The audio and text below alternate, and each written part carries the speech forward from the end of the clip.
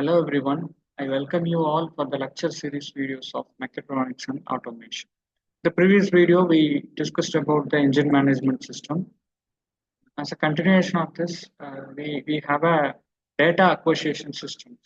So data acquisition system, it is used to uh, capture the data and process the data, then finally send the data to the required form of microprocessor. So it conditions and it monitors the data, and the data can be sent it to the microprocessor in a proper uh, magnified and proper filtration. So for that we have a data acquisition system. So let us have a detailed discussion of the data acquisition system.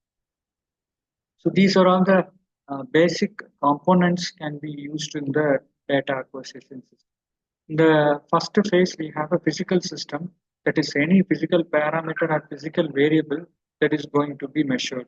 So usually in the system, we have a transducer or sensor which measures the physical variable and produces output signal that is proportional to the physical variable that is going to be measured.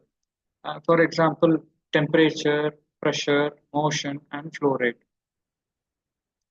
So once it is measured by the sensor or the transducer, it is in the form of uh, unprocessed signal. So more number of noises are there in the signal. Some fluctuations in the noises are there in the signal. So it must be properly conditioned. That is called the signal conditioning of the system.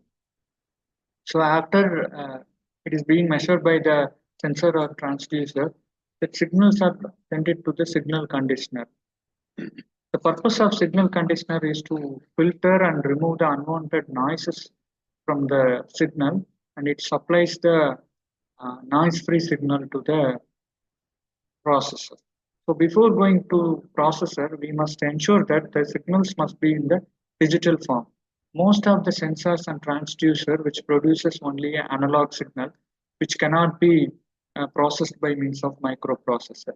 Because the function of microprocessor is to receive the digital signal and convert it, processes the digital signal and produces output signal that is also in the digital form. So analogous signals cannot be processed by the microprocessor. So we have to convert the analogous signal into a digital form. So for that we need a AD converter, that is nothing but the analog to digital converter. The analog to digital converter receives the signal from the signal conditioner, and it converts that analogous signal into a digital forms, that is in the form of zeros and ones in the binary codes. So those signals are sent to the computer or the processor. It may be operated by means of 8-bit or 16-bit or even 32-bit. So modern processors are having a 64 or even 84-bit binary coding systems.